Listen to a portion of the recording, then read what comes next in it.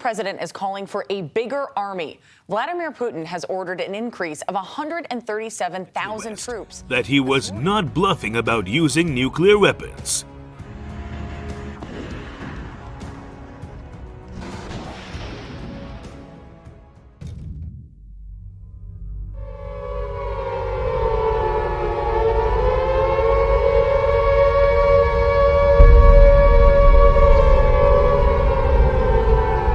Years back, playing games in apocalyptic scenarios has been only a fantasy, and video games allowed us to peek into this bleak future when man has done the unthinkable and destroyed one another and the planet as well.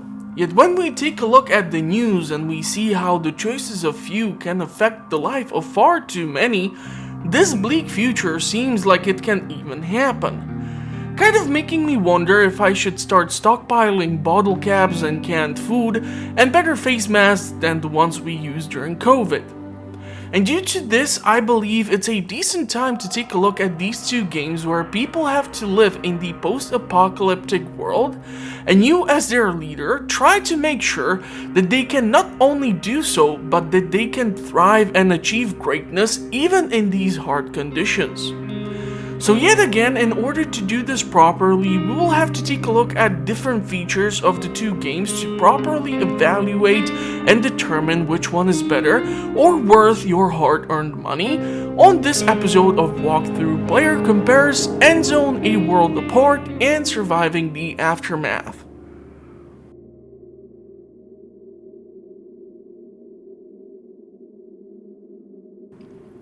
Number 1. The engine. So both games surprisingly work on the same engine, Unity engine. Both games run and are well optimized to use the engine to its full potential.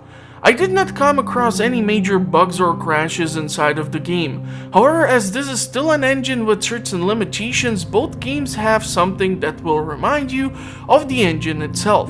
In Endzone, you will frequently have the automated quick saves, and in Aftermath it will take you quite some time before you can relaunch your game when returning to it. Therefore, there is no winner as both games utilize the engine quite well.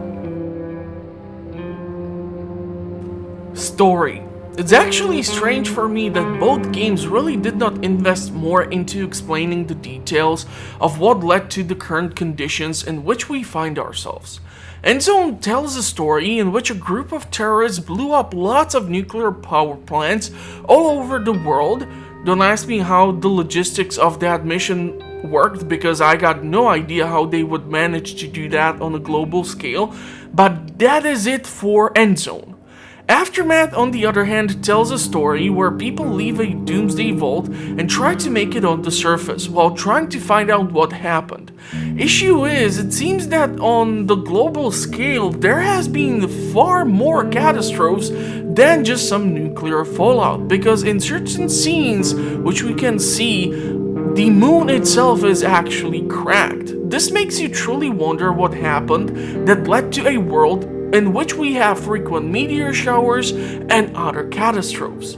Due to the lack of creativity or providing us with more better doomsday scenario, I do not feel like assigning a point to either one of the games would be fair.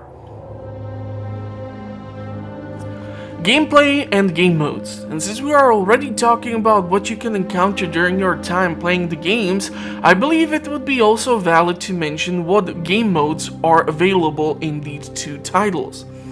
Endzone: A World Apart offers the players following options: tutorial, survival mode, and scenarios. And if you have seen any of my early access reviews or other videos, you would know that I'm a big fan of in-game tutorials. Maybe it's because I have been around for a decade or so, and even old titles like Half-Life had tutorials prepared for the players. In Endzone, I do have conflicting opinion about the tutorial, because on one hand, it does teach you how to acquire necessary resources for your colony to survive, but on the other hand, it keeps rewarding you for every little thing you do, which in the long run creates a surplus of supplies.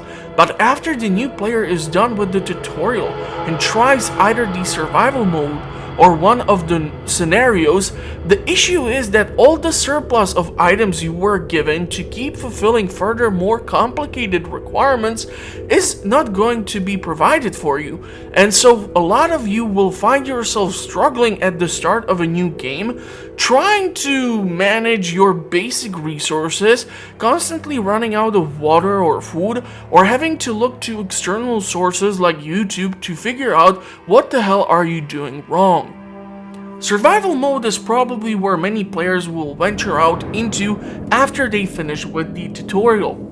And this is where you will be able to play around with the settings of what challenges you would like to face and how many resources you will have access to. Scenarios is, however, where Endzone truly shines. This is where you will have access to way too many options. I counted 10, and that is for the base game, as I do not have the DLC content, so the number can be even further expanded. However, I do not see a point in purchasing DLC when the base game alone is not entertaining enough. You could look at the scenarios as possible extension of the tutorial itself, as each of the scenarios focuses on overcoming different challenges, and therefore the knowledge you might obtain here, you might be able to actually transfer into the survival mode and therefore create more better colonies. Aftermath has access to far less options in comparison. Shockingly, the game does not offer a real tutorial, but you will have a tutorial prompts which will help you navigate through the game and help you with the in-game basics. If you pick up the game, you will have access to the following: normal game, custom game, scenario. Normal game is where majority of players will learn how to play the game. Custom game is just you messing around with the settings and more details, you can say. So therefore it will become a more customizable normal game. So the two are intertwined. Now unfortunately scenarios are only two. Cold Rush, which is a scenario where you're trying to escape from the winter, and the second one feels like Frostpunk, where you have eternal winter, which affects your capability to produce crop-based food, and you therefore need to ensure steady supply of firewood to keep your shelters warm, and so on and such. I'm therefore giving a point here to the Endzone because there is far greater range of options for you to choose from, as these options can keep the players enjoying the game for far longer. Which would bring us to quite important point to be covered. Skill requirement, or how easy it is to start playing the game. Or how quick can you pick up the game, or the in-game mechanics, or well, how much of a noob you can be yet still enjoy the game and build quite decent settlement without everyone dying. This is where we will see truly big difference, and how even the tutorial can affect how easily you will be able to build up these settlements into prosperous cities in this apocalyptic setting. Endzone World Apart is the first title we will be taking a look at, and this is the title which is the one that will give newcomers a lot of issues to manage along their way. As I mentioned previously, the tutorial does one thing, but rewarding you for every little step and then throwing you into an environment where nuclear fallout and other effects will keep putting your skills to the test is not the best approach. This means that it will take a truly stubborn person to master some of these steps, as when you will be increasing the difficulty of gameplay or just making sure that you survive those first 30 seasons without running out of water or food, it's gonna be annoying. On top of it, if you will decide to stick with the game and pick up those basic in-game mechanics, you'll try to learn more, and YouTube can be a great place for you to learn useful tips. Unfortunately, the quantity of information does not represent quality, and it even took me over 19 guides by people to actually learn a couple of useful tips. Most of it was total bullshit. Yet despite going even over these external sources, I still tend to personally struggle in what I can truly achieve, and I still run constantly into bottlenecks with resources, which quite a lot of times leave a sour taste in my mouth. But maybe it's due to all that radiation in the water, which I cannot manage. One thing which I need to mention is also related to how much of a dramatic change you would experience when changing the game difficulty from easy to normal to advanced difficulty to the maximum challenge to even the stranger difficulties, which can be those scenarios where like no trees can be found on the entire map and so on and such. You will see a massive difference, and if you will for your first time ever try to play the game on easy difficulty where tools and resources last for a far longer time and then switch to the normal mode, you will start to struggle quite a lot. This creates lack of balance, and I would suggest for the studio to create a scenario allowing players to learn additional tips and tricks to keep them engaged more. Aftermath, on the other hand, creates a situation where on your first play, you will, even with the tutorial enabled, do mistakes. Trust me, you will make mistakes. But you will see how certain buildings function, and the game will be far more forgiving. And it took me only like 3 playthroughs before the new Alliance DLC has been implemented and new achievements were added to the game for me to actually receive my first ever 100% achievement on Steam. And if a guy like me can do it, well then the sky is the limit for you. Just watch out for the falling meteorites every now and then, as this game can be quite deadly in that fashion. I therefore have to give a big point to Aftermath, as the game is much easier to pick up and start playing and learn all it has to offer in comparison to the Endzone. And since I have been talking about how fast certain resources can be acquired or used, I believe I should take a look into the resources and separate them into few segments, as this is where we will probably spend a large portion of the video. So as I mentioned before, with the resources we are gonna spend a lot of time, mostly because of how many things we need to cover in order for you to understand how the two games function, in case you never come across these two titles. And so the resources will be separated into a couple of categories depending on their specific purposes, and we will be taking in account the normal scenarios and not some extreme scenario where there is constantly winter and or there are no trees in sight. So we will be separating the resources into the following: food, water, building resources, protective wear, tools, science, and ambiguous. So let us start off with the Endzone world Apppart. Food is going to be absolutely crucial for your colony so that the people will not starve. However, depending on your personal preference and how many tutorials you have watched on YouTube, you will see that the initial ways of obtaining food are quite effective, especially if we are taking in consideration foraging for berries and fishing. The other ways in which you can gather food is hunting, which you can actually switch to capture the animals, so that later down the road you can construct pastures and gain additional resources like milk or eggs. The best way to, however, keep producing food in large quantities is through farming. This produces the largest amount, and you will have access to quite a lot of crops.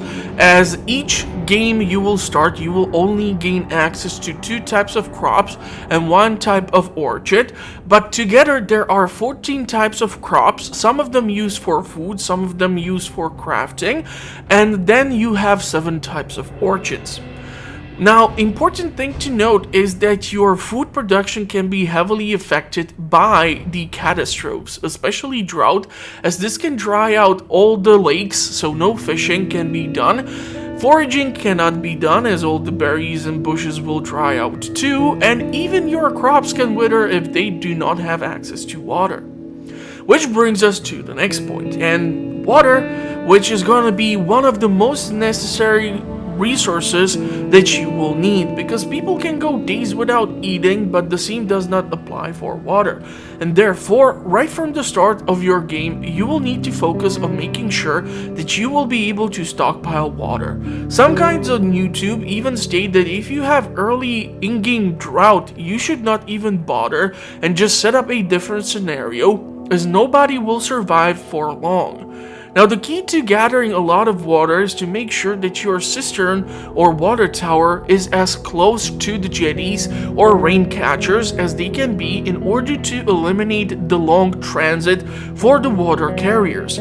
Of course, one important thing to keep in mind is that you will need to purify your water, as giving radiation sickness to all your people will lead to quite a lot of problems.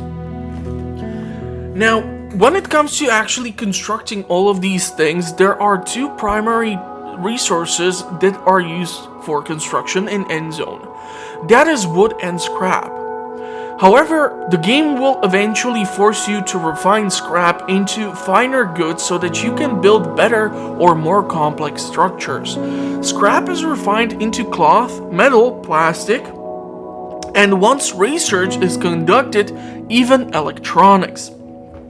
These resources are in abundance on the map, which can be heavily irradiated, which will mean that in order for you to successfully gather these resources, you will need to provide your people with the protective clothing. Now, this is again necessary for your people to stay healthy, and a lot of this can be managed by you monitoring the radiation in the areas and which resources are gathered, as if you expose your workers to radiation early on, the more wear and tear you will see and the faster you will deplete your stockpile. In Endzone, you will be using tailor shops to create neck scarves, carbon masks, and full body radiation suits. Each is more costly to be made. Tools are going to be important, as they are not only used for construction and maintenance, they also are used for production purposes, and lack of tools will significantly slow down everything. Science is important, as through it you will be able to gain access to more complex structures or improve the already existing ones. Science works in a way where you construct research facility and you can only have one, which houses 5 people working inside, slowly over time generating science points. Now, depending on the blueprint, you will require a specific amount of these points, and once you select a blueprint, resources will need to be delivered to the structure in order for the research to be conducted. Important to note is that you will need to scout out ruins in order to obtain special science points to unlock next tiers of the research tech tree. Then we have the ambiguous resources, which can hold lots of things, because depending on how much in depth you need to go, I can include, for example, medication, which is done initially through foraging for wild roots and herbs. Later, these roots and herbs are processed in the medical center into medicine, and later you can even mine for iodine to create different type of medication. So there are lots of resources that you can get in Endzone. Aftermath gives you access to far more resources, and does so not only to challenge you but to show you how production chains can work, as in comparison to the Endzone, in surviving the Aftermath, your objective is to create as if communal distribution of resources where the raw ingredients are turned into higher grade goods. Therefore, we will be using the same separation, however more things will need to be covered. Food plays a crucial part of Aftermath, as fat people are not only happy but also healthy. Compared to the Endzone, however, at the start of the game, you are only able to forage for berries, fish, and hunt game. No agriculture will be accessible, as this will need to be researched before you will be able to grow crops. You will start with small fields, eventually building medium to large fields, and even greenhouses, which eliminate the effect on the outside elements. creating a steady production of food. Important thing to keep in mind is that the same as in the Endzone, certain crops are used not for food, and on top of it can be only grown inside of the greenhouses. Therefore, before a player will be able to even start growing medical herbs or peanuts, a lot of work will need to go into research, trading, infrastructure, and other activities. On top of it, in surviving the aftermath, you need to focus on not only having stockpile of food, but also being able to turn the food into meals. As I said, nutrition is key.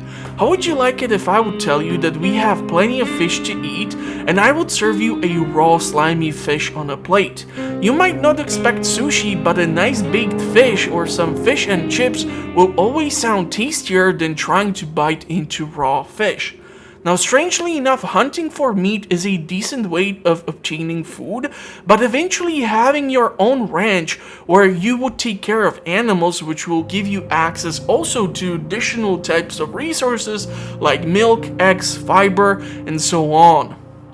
One additional way in which your settlers can actually gain access to food is by having bug farms. Now, it does sound strange, but it is scientifically proven that bugs are more packed with protein than that Wagyu steak you were dreaming about, and so you will have plenty of options to turn raw ingredients into meals. Strange thing is, however, if you try to keep the colony purely vegan, it will not work, and once you have eaten all the berries, before you would be able to start producing crops and then cooking them into meals, everyone would be suffering so much from starvation by that point, it would be game over. Water is also important, but not for human consumption like drinking, more for hygiene and utility.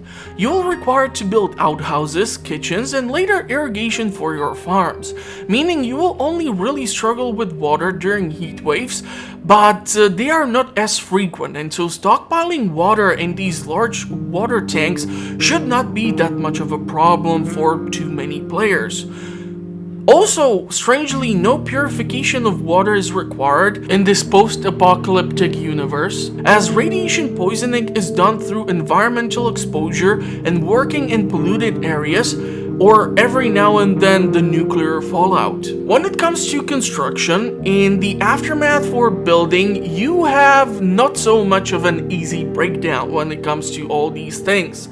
First of all, at the start of the game, you will be using what will be most in abundance: wood and plastic. We cannot get rid of wood that easy, as it will be used at the start of the game also for heating purposes, but plastic will be used for a whole lot of construction.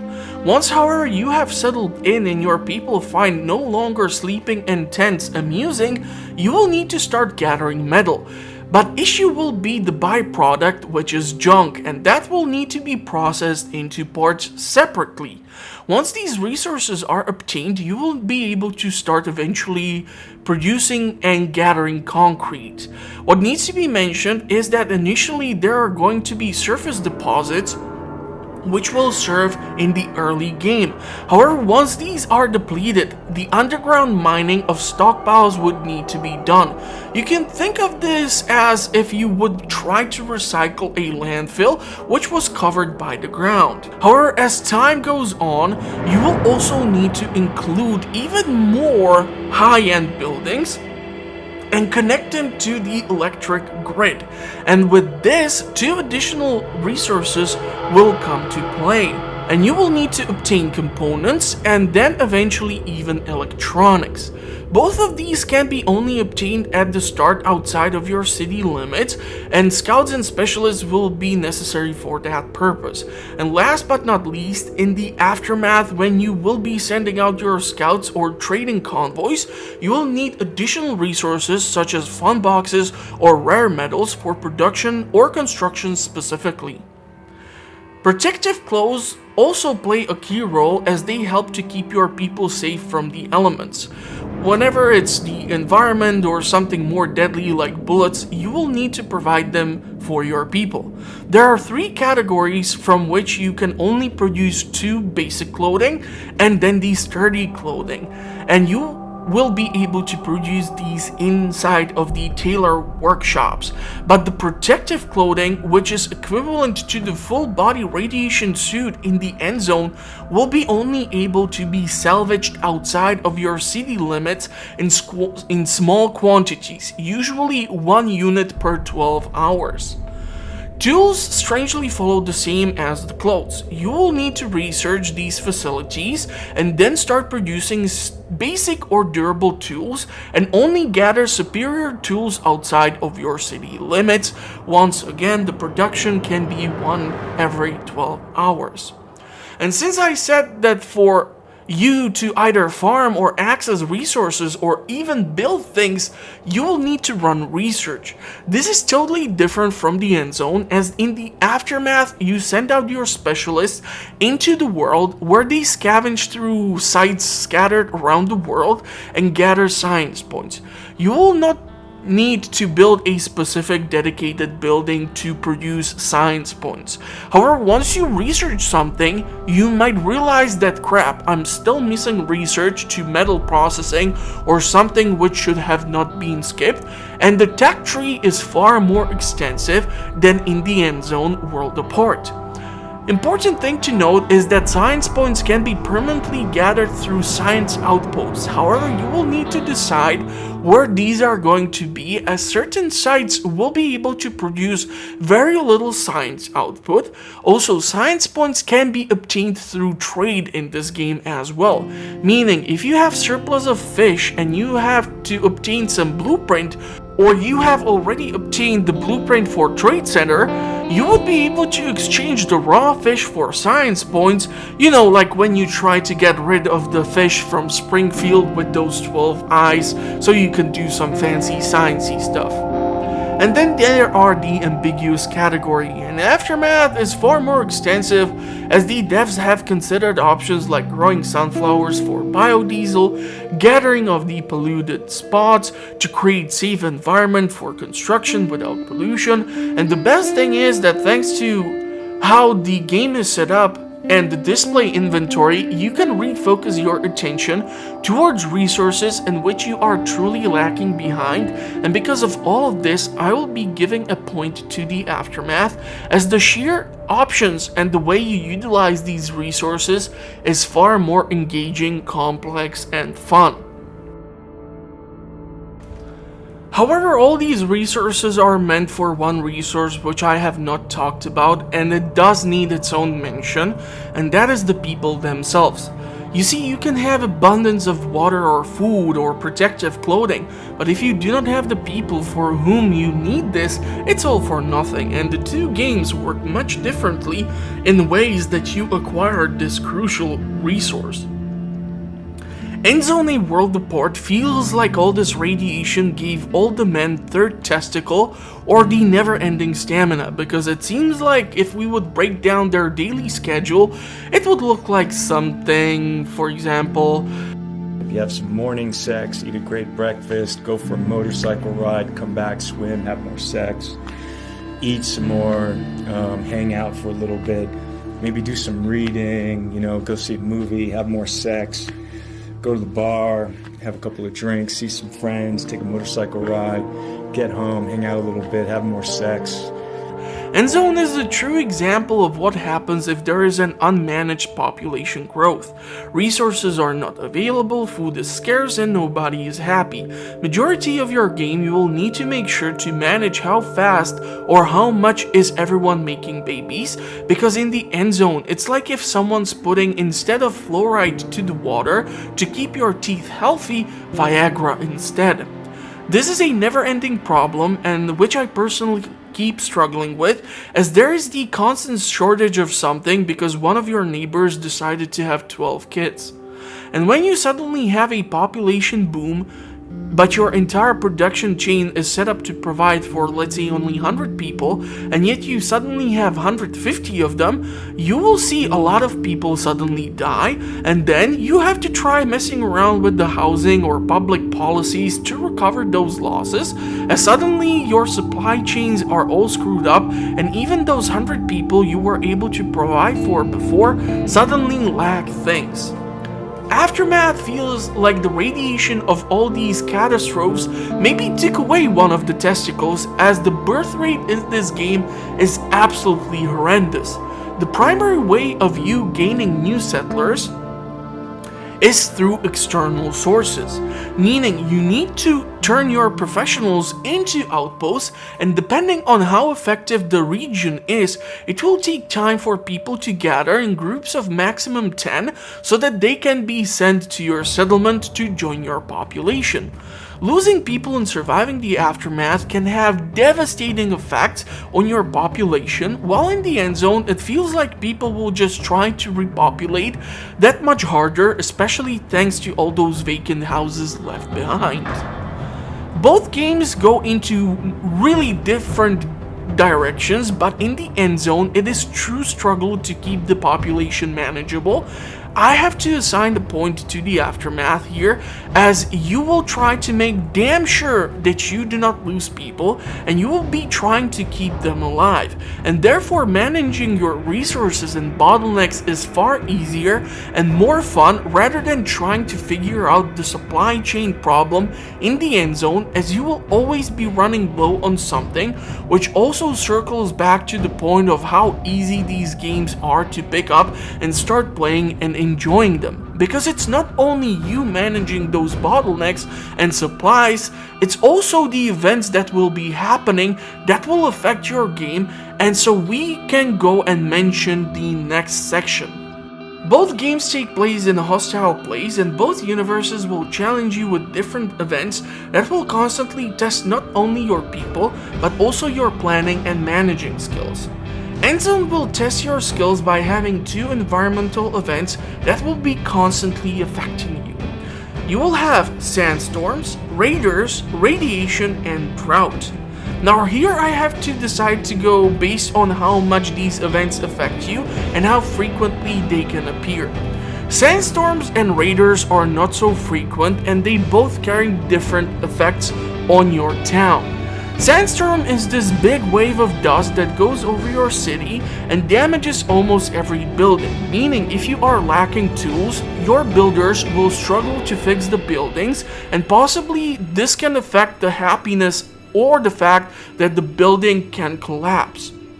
Raiders show up every now and then, and they usually appear before you have researched mining and defensive capabilities, so majority of players will decide to offer them a tribute or a bribe to make them leave. However, the further down the game you go, the more it can cost you, or that they can demand high-end goods like medicine or so on. Problem with them is that they can demand food or water, and if you are already running low, well, you are fucked.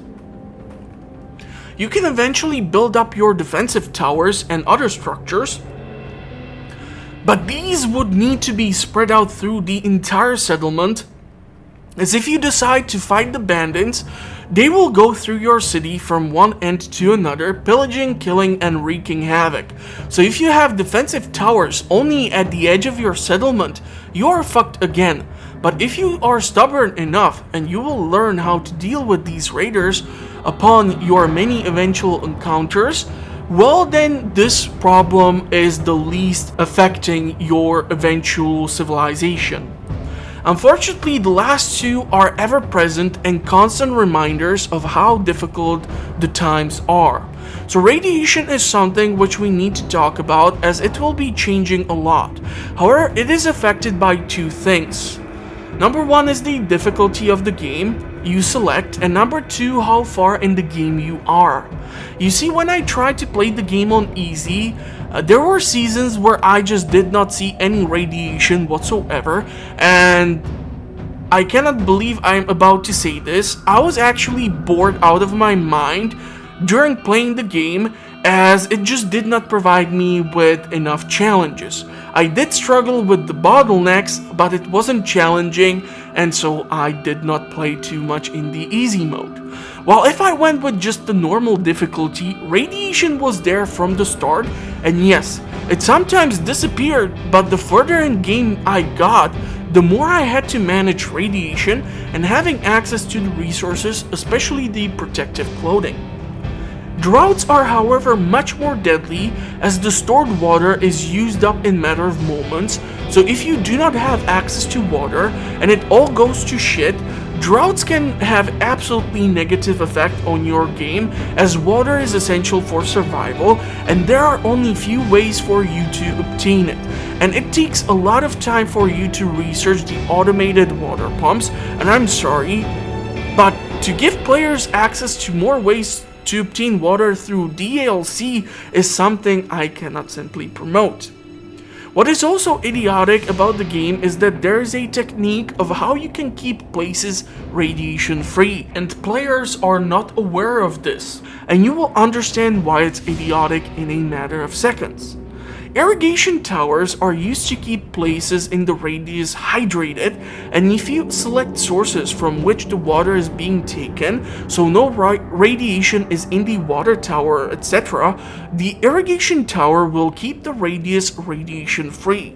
Now think about this. Most of the radiation comes in through rain or just spreads out due to wind or other effects. So it's already in the atmosphere and pollutes the rain.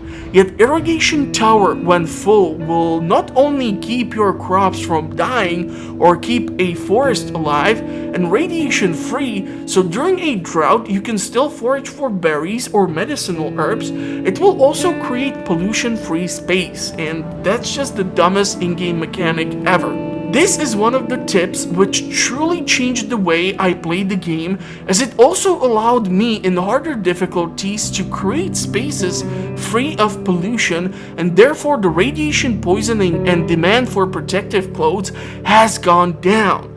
But it also negatively affected my capability to produce water. But I guess it's up to you. Have constantly a task to clear out pollution opened or use more water.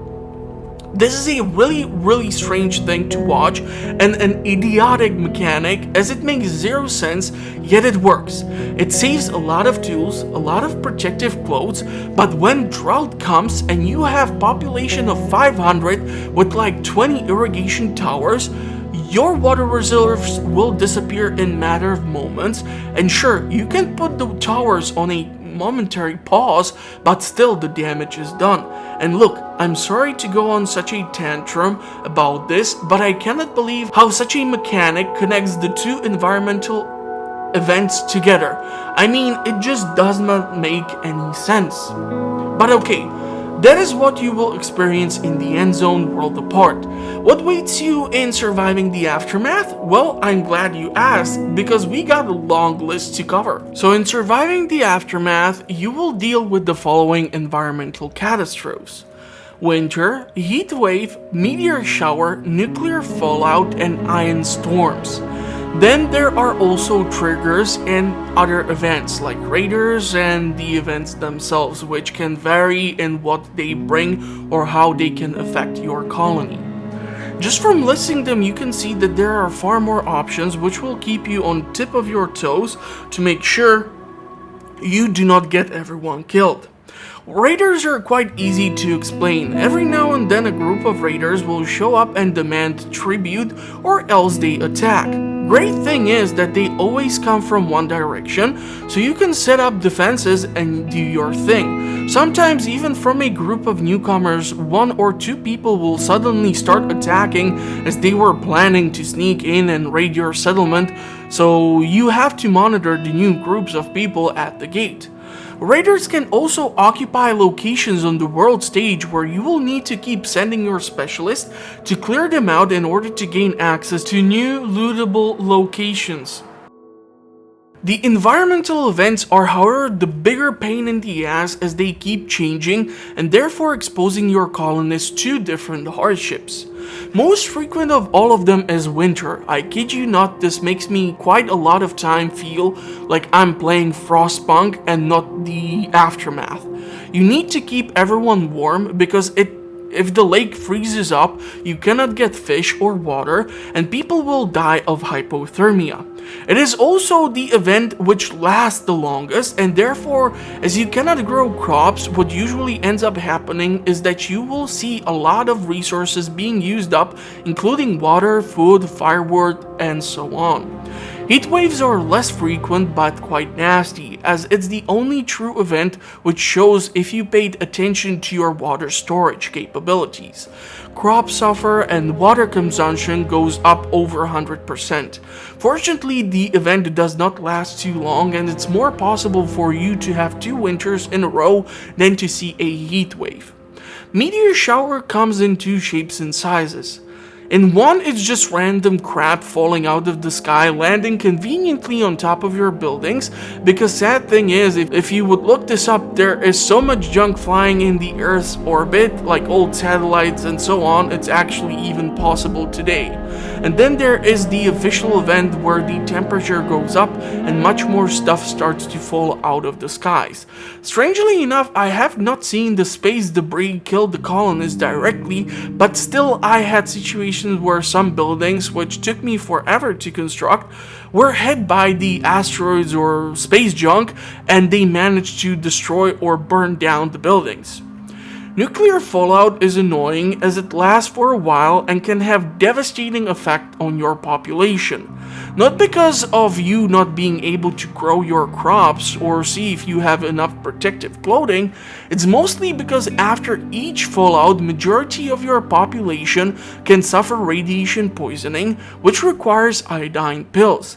And if these pills are not accessible through scavenging or trade or manufacturing in the later games, you can see a large portion of your population start to die, and this can have devastating effect on your playthrough. As I mentioned before, humans are that much harder to acquire in Aftermath in comparison to the Endzone.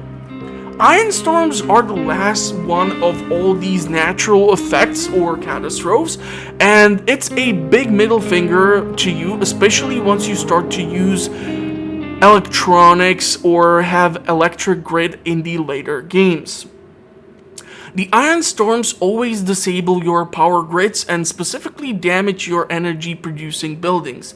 Therefore, the game is set up so that only after you start to make power grids and hook up your structures to the power, you will see this event triggered.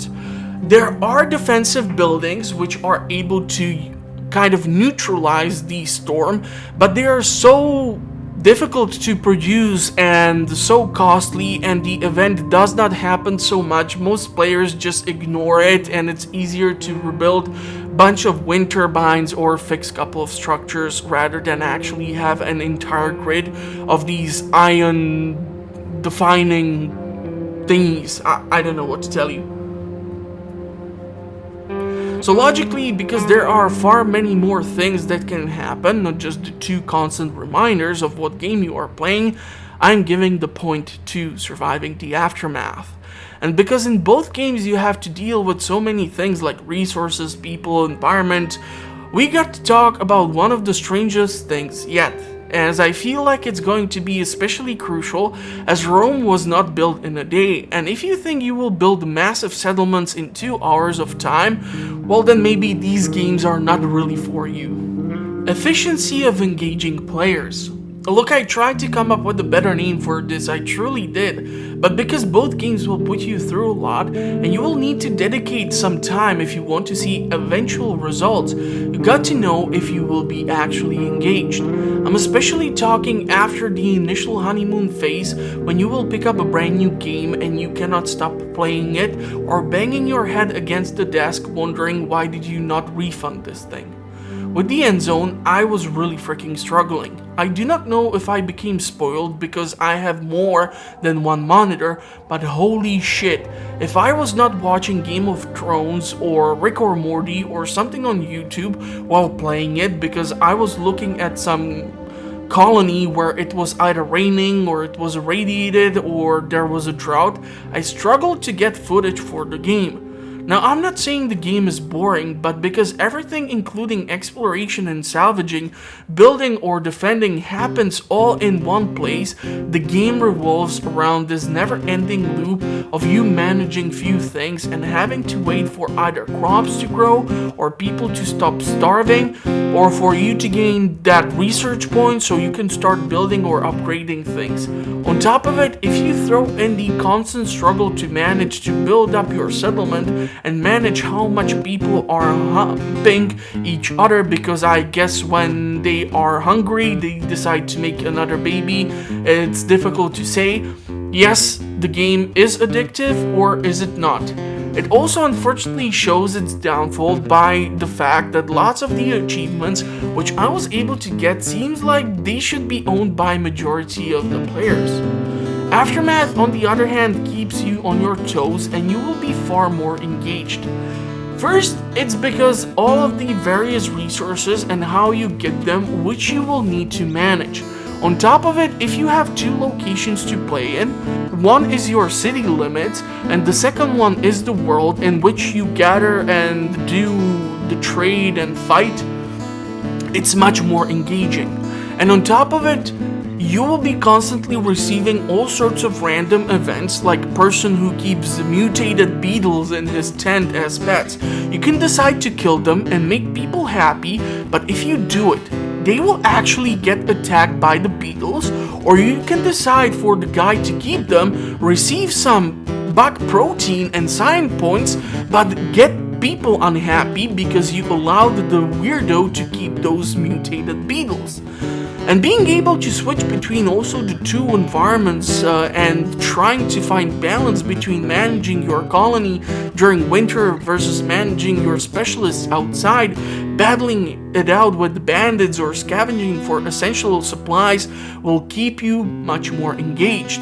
Even in the later stages, when you will be seeing some of these events repeat themselves, you will be put in charge of conducting research for construction of your own doomsday bunker, or improving a relationship with the other factions, as they will be then willing to trade with you. The game will keep you much more engaged, and sure, you can watch something on the sideline, but most of the time you will be jumping between things to keep yourself busy with one thing or another, and for this reason I have to give a point to surviving the aftermath.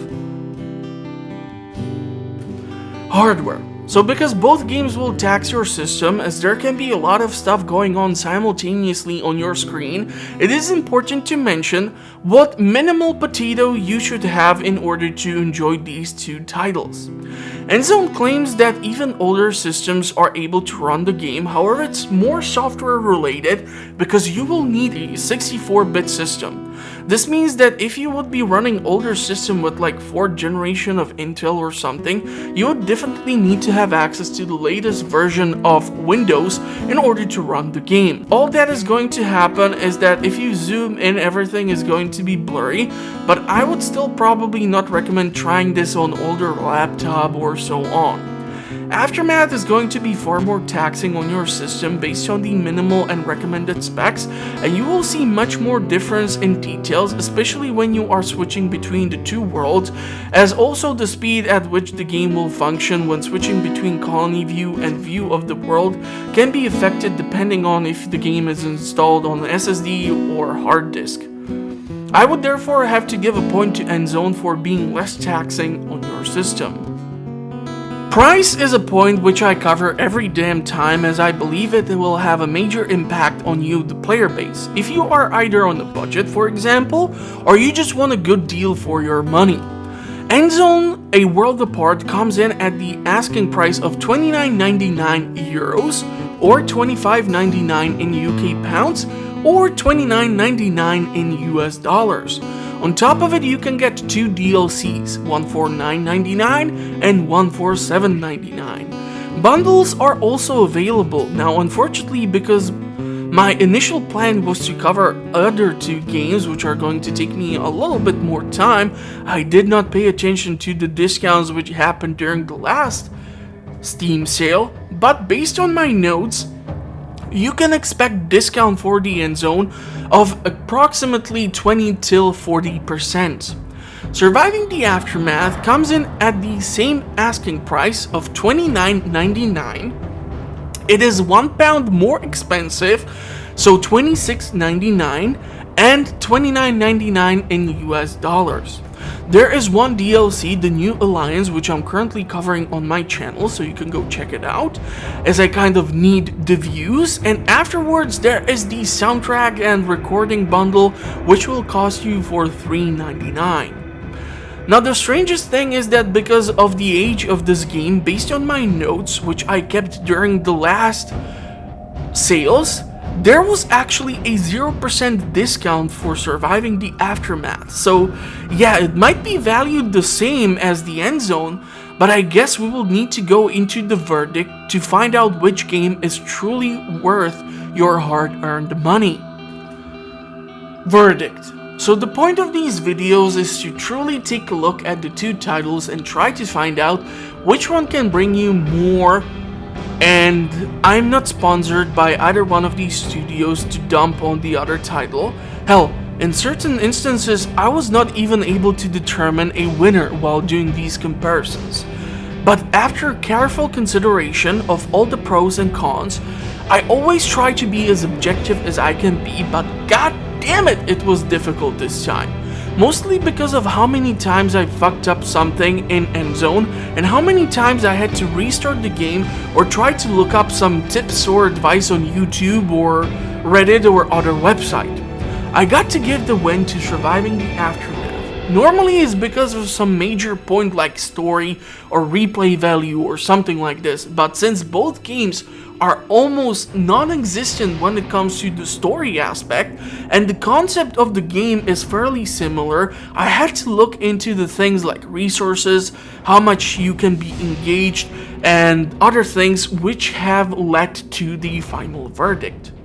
Look, you can disagree with me if you want to, and you will be able to tell me stuff in the comment section about why I'm wrong. But if your argument is that if you purchase one of the DLCs, which fixes a lot of issues, I'm sorry, but I cannot accept that as a valid argument, as without the base game there would be no need for the paid DLC. I could have looked up over other things like audio, but then again, I would just get angry, as sure the Endzone has a cool soundtrack which you cannot get, but on top of it, it comes from a man who used to have guinea pigs for over 15 years. In Endzone, every now and then you will hear this guinea pig squeaking noise, and I almost got PTSD from it, as in real life, my guinea pigs did not used to make so much goddamn noise, even if I grabbed a bag of food or something. So what is the point? I guess I could mention that the Endzone is supported with modding community, but majority of this is cosmetic, so it will only affect the outlook of certain buildings. I could have gone into more details in Surviving the Aftermath with the Specialists, where they have multiple classes and you get 2 of them at start of each game. One can be fighter, one can be scientist, one can be scout, one can be scavenger. Each useful for entirely different opportunity, and depending on the stage of your game, you will be able to hire and recruit through currency, because in Surviving Aftermath you actually do have currency, which is one of the resources which I did not even go through, and that's silver, not even bottle caps or something. And you will be able to change what types of specialists you will require depending on if you are still scouting the world, or if you are fighting the raiders, or if you are required to scavenge lots of iodine, antibiotics or something. So you will be far more engaged and dealing with far more options, and therefore I'm sticking with the verdict. Surviving the Aftermath is the winner in this Games Compared. And with that, I will conclude this bleak view into our possible future. Well, maybe mine more than yours. Ukraine is only a border away, and depending on what one Russian boy decides to do, we can have nuclear winter on our hands. So make sure to enjoy the most content from my channel until then, and hit that bell button so you never miss that next comparison series, as these videos do take me a while to make, and considering that the other games currently on my list can take me even longer to put together, I will definitely need subscribers and some feedback to look into additional games or get further inspiration from your end. So in the meantime, I'm open to suggestions for games and topics to discuss. Thank you all for watching, and may your Geiger counter not drive you crazy because that dinner you had was glowing because of all the love it was prepared with.